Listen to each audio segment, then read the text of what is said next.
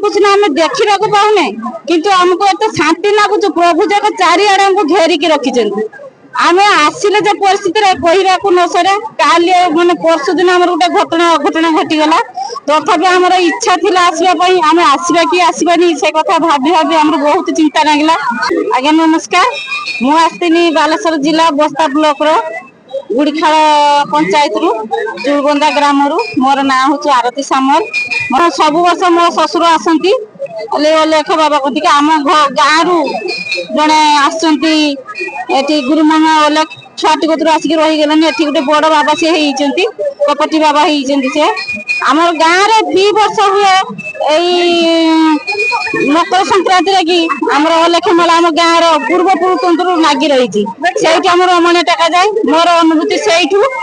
तेणु सेठू एत अनुभूति आमको मिले आमको गाँव जब आमको जो शांति लगुच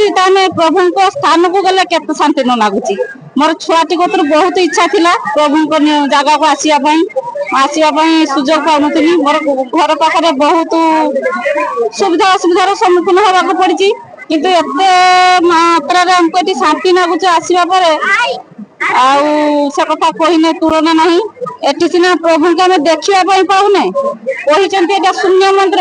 सतर शून्य मंदिर प्रभु को सीना आम देखा पाऊने किंतु आमको एत शांति लगुच प्रभु जाक चारिआडे हमको घेरिकी रखिंट आम आसिले जो परिस्थिति कहवा न सरे काली माने परसु दिन आम गोटे घटना अघटना घटीगला तथापि आमर इच्छा थिला आसवाई आम आसवा कि आसवानी से कथा भाभी भाभी आम बहुत चिंता लगे। राति 10टा 11टा बाजिगला तथापि आसीपर कि नहीं राति 3 बाजी मोर स्वामी शुईचंती मत किए धक्का मारिक उठीदेला मुझे फोन करू माने चिला मार दी प्रभु पाखक जिमी परा किंतु क्या सांगे जीवा किस करवा से कथा आम कहले तुलना नहीं आम स्वामी स्त्री 2 जन बाहर सान छुआटा को छाड़ीदबा ना आने क्या कतर छाड़ा कहीकि शाशु शशुर बुढ़ा बुढ़ी हेले तेणु आम नहीं आसिले आम गाड़ी पाखक आसला देख हम प्रभु देख समस्त आमको जुटी देले क्या सांगे जीवा कई रहा आम कि घर पाखे तुलना करनथिले